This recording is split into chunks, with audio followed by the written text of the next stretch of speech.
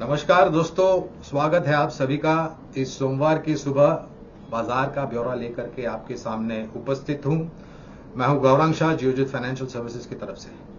दोस्तों, पिछले हफ्ते 10 दिन 2 हफ्ते की जो रफ्तार बाजार ने देखी है वो आज सोमवार की सुबह भी हमने देखने मिली है। और इस वक्त जब मैं आपसे बात कर रहा हूं सोमवार की सुबह करीबन 11:15 साढ़े 11 का समय हो रहा है और बाजार में हरे निशान के साथ कामकाज हो रहा है। कुछ स्तर आपको बता देता हूं आगे बढ़ने से पहले। सेंसेक्स 110 पॉइंट की बढ़त, 69,935 ये स्तर है सेंसेक्स का।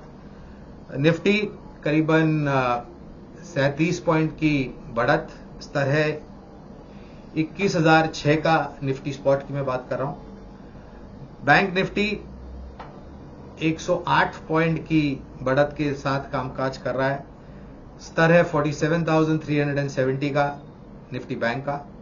रुपया डॉलर कच्चा तेल, तो रुपए में 2 पैसे की मजबूती है, 83.38 का स्तर है रुपए का $1 के मुकाबले 2 पैसे की मजबूती। और कच्चा तेल थोड़ी बहुत बढ़त है आज, लेकिन पिछले हफ्ते जो गिरावट देखी थी वो बहुत ही सकारात्मक गिरावट थी हम जैसे देशों के लिए, भारत जैसे देशों के लिए जो इंपोर्ट करते हैं कच्चे तेल। तो स्तर है $76.22 प्रति बैरल ब्रेंट का और $71.53 प्रति बैरल का दाम है नाइमेक्स का। और ये गिरावट और ये स्तर हम कच्चे तेल में तब देख रहे हैं जब कुछ दिनों पहले ओपेक प्लस देशों ने, जो कि कच्चा तेल उत्पादन करता है, उन्होंने अपने उत्पादन में कटौती की घोषणा की थी। और इस कटौती के बावजूद ये गिरावट हमने कच्चे तेल में देखी है। ये इसका कारण मुख्य ये है कि विश्व भर में जो मांग है उसमें थोड़ी बहुत कमी आई है और उसके कारण ये गिरावट। हमारा अनुमान ये कहता है कि अगर कोई बड़ी खबर मांग को लेकर के नहीं आती अंतर्राष्ट्रीय स्तर पर, तो शायद थोड़ा बहुत और नीचे की तरफ के दायरा कच्चे तेल में हम देख सकते हैं।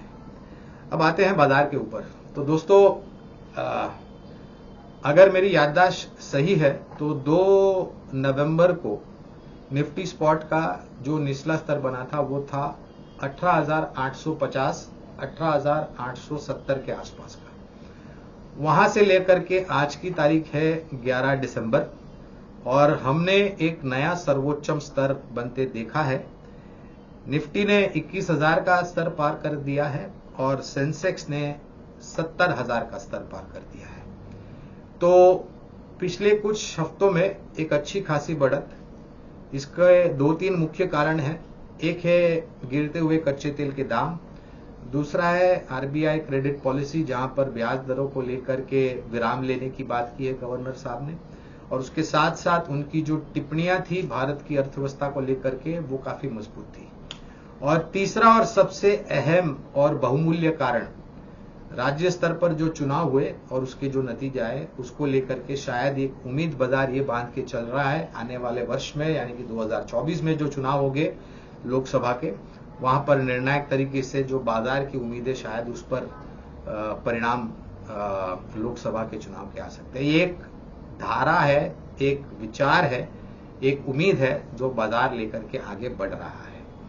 लेकिन इसके साथ साथ ये भी कहना जरूरी होगा दोस्तों कि अगर 1 महीने में या 2 या 3 हफ्तों में इस तरीके का ऊपर के तरफ का स्तर हम देखते हैं तो मुनासिब है कि थोड़ी बहुत मुनाफा वसूली भी हम देखें। और अगर आज सोमवार सुबह का अगर आप देखें दिग्गजों का कामकाज सेंसेक्स निफ्टी का, तो बढ़त अच्छी हुई, मुनाफा वसूली की चमेट में हम कुछ समय के लिए, क्षण भर के लिए लाल निशान में आए, फिर ऊपर गए, फिर नीचे आए, फिर ऊपर गए। तो इस प्रकार की जो उठापटक, वोलेटिलिटी जिसे हम कहते हैं दोस्तों, वो शायद आने वाले दिनों में भी देखने मिल सकती है। लेकिन अगर निर्णायक तरीके से निफ्टी स्पॉट ने 21,000 के ऊपर कामकाज किया और बंद दिया, तो अनुमान ये लगाया जा रहा है कि 21,200 और उसके पश्चात 21,500 का भी स्तर हम देख सकते हैं। मुनाफा वसूली अगर हावी होती है तो हो सकता है थोड़ा बहुत निचला स्तर भी हम देखें, और उस परिस्थिति में 20,800 20,850 का स्तर मेरे ख्याल से काफी अहम रहेगा, जो कि एक सपोर्ट के रूप में उभरता है। तो कामकाज इस दायरे में होगा आने वाले कुछ समय में 20,800 850 नीचे में, 21,200 21,500 ऊपर में। अब आज जैसा बर्ताव बाजार का आने वाले कुछ दिनों में भी हो सकता है अंतरा दिवसीय यानी कि इंट्राडे करेक्शन आए, बाजार ऊपर खुले, मुनाफा वसूली की चपाट में आए, फिर ऊपर आके बंदे, या फिर निर्णायक तरीके से कुछ दिन ऐसे हो सकते हैं जो वहां पर पूर्ण तरीके से आपको पूरा दिन जो है बाजार मुनाफा वसूली की चपेट में बिता सकता है। तो ये परिस्थितियां हैं जिस पर आपको ध्यान रखनी चाहिए। आरबीआई की क्रेडिट पॉलिसी जो पिछले हफ्ते आई उसने बाजार को सहारा दिया, खास करके जो टिप्पणियां माननीय आरबीआई गवर्नर साहब ने दी उसको लेकर के मेरे ख्याल से बाजार निश्चिंत हो गया भारत की दशा और दिशा को लेकर के और मुख्य आंकड़ों को लेकर के। और कुछ अनुमान ये भी लगाया जा रहा है दोस्तों बाजार में कि अगर यही परिस्थिति रही महंगाई दर की या यहां से नीचे आई और आरबीआई के comfort zone, monetary policy committee के कंफर्ट जोन में अगर महंगाई दर रही तो शायद मुमकिन उम्मीद रख सकते हैं हम कि अगले वर्ष पहले 3 महीने में यानी कि जनवरी, फरवरी, मार्च 2024 में शायद एक छोटी मोटी ब्याज दरों में कटौती आती हुई दिख सकती है, बशर्ते कि महंगाई दर और बाकी अन्य जो अर्थव्यवस्था के आंकड़े हैं वो उम्मीद पर खरे उतरे। तो ये एक अनुमान और उम्मीद है। दूसरी तरफ कच्चा तेल लगता है, और ये दाम हम तब देख रहे हैं जबकि ओपेक प्लस ने कटौती की है उत्पादन में और उसके साथ साथ ठंडी के मौसम का आगाज हो चुका है, यानी कि विंटर, सीवियर विंटर, बर्फबारी खास करके यूरोप, यूएस में हम देखते हैं वहां पर मांग ज्यादा होती है।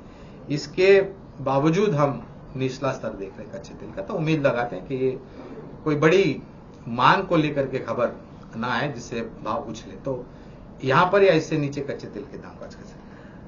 ऑटो सेक्टर पर नजर रहेगी दोस्तों 2 कारणों को लेकर के। पहले तो ये महीना साल का आखिर का महीना है, तो ऑटो कंपनियां अपनी जो इन्वेंट्री होती है वो कम करने के लिए डिस्काउंट ऑफर कर सकती है।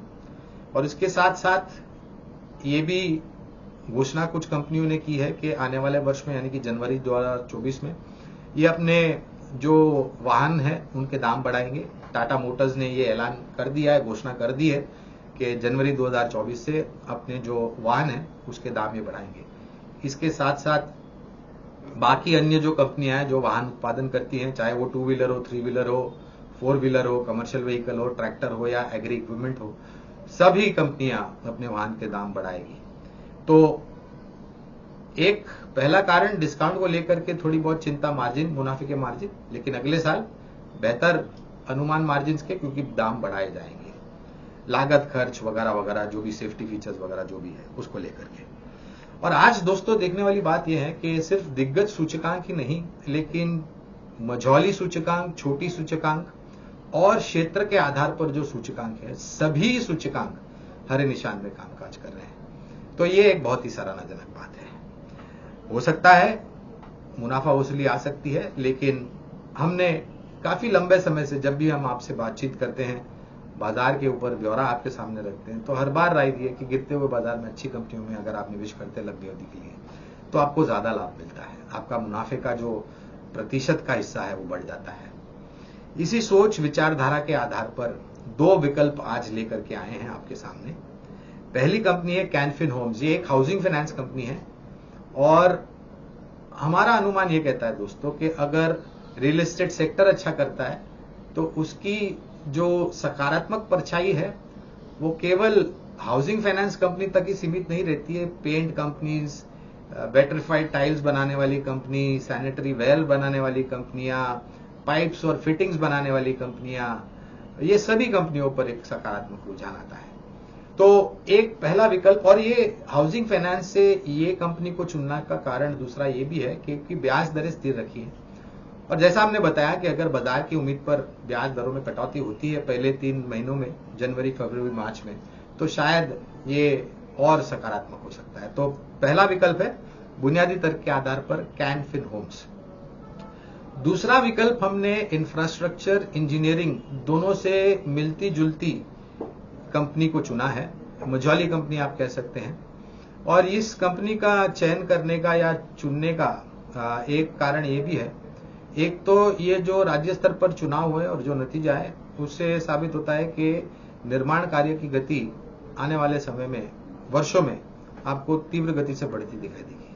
हाँ, ये बात अलग है कि अगले साल लोकसभा के चुनाव है तो शायद कोड ऑफ कॉन्डक्ट जो लागू होगा उसके कारण थोड़ी गति धीमी पड़ सकती है, लेकिन उसके पश्चात फिर से गति पकड़ेगी। तो ये कंपनी का नाम है HG इंफ्रा एंड इंजीनियरिंग। एक मझौली कंपनी है दोस्तों, लेकिन जिस प्रकार से निर्माण कार्य होगा हमारे देश में राज्य स्तर पर, केंद्रीय स्तर पर वगैरह वगैरह, रियल एस्टेट सेक्टर में सुधार, निजी कंपनी अपनी केपेक्स में निवेश करेगी, उसके कारण इंफ्रास्ट्रक्चर और इंजीनियरिंग क्षेत्र से जुड़ी हुई कंपनियां के ऑर्डर बुक में बहुत बड़ी वृद्धि होती हुई आपको दिखाई देगी।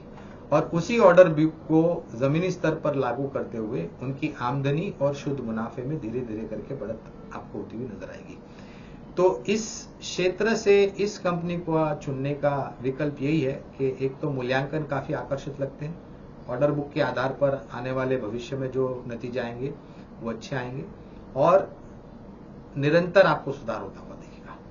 तो दो विकल्प है दोस्तों, फिर से दोहराता हूं आपके लाभ के लिए। हाउसिंग फाइनेंस क्षेत्र की कंपनी कैनफिन होम्स और इंफ्रास्ट्रक्चर और इंजीनियरिंग से जुड़ी हुई company HG infra and engineering. एक बात स्पष्ट रूप से बताना जरूरी होगा कि ये बुनियादी तर्क के आधार पर हम राय दे रहे हैं, तो इसके लिए आपके निवेश की समय सीमा पर्याप्त होनी चाहिए, 1.5-2 साल हो, जितना लंबा उतना ज्यादा बेहतर।